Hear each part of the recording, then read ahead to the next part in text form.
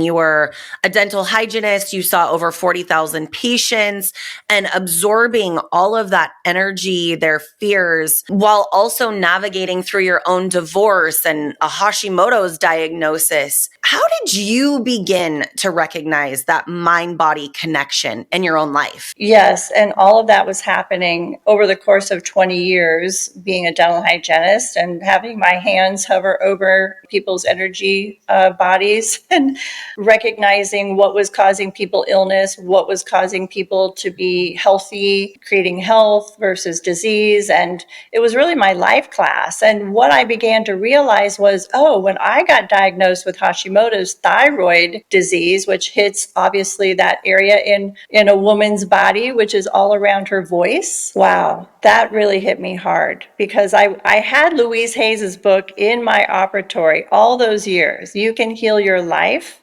which really helped as a practitioner. She would have what the body was going through, what like Hashimoto's, and then the emotional aspect of why that could be happening in terms of your emotions. So thyroid was all about, in her book, and it really made sense to me, when is it going to be my time?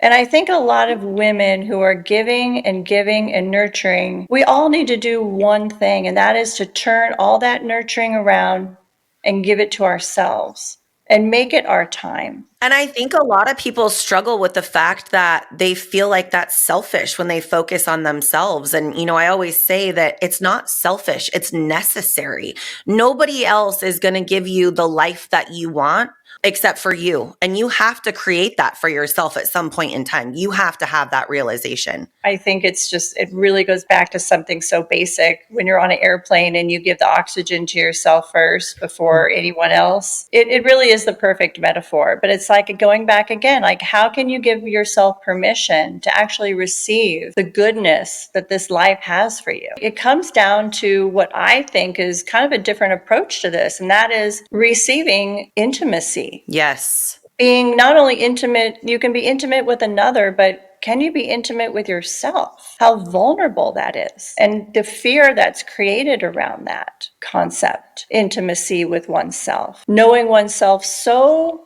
well that you stay so true to it that there's just this immense intimacy around that. It's powerful to think that way about intimacy being within instead of an external feeling. I completely agree. Talking about success and the external validations, I recently heard that when you strip away the money from the idea of what success really is, it really comes down to what brings you joy. And I think oftentimes when we think about the word success, we associate a dollar value with the meaning of success, but we don't find true meaning or fulfillment in the work that we're doing to get there.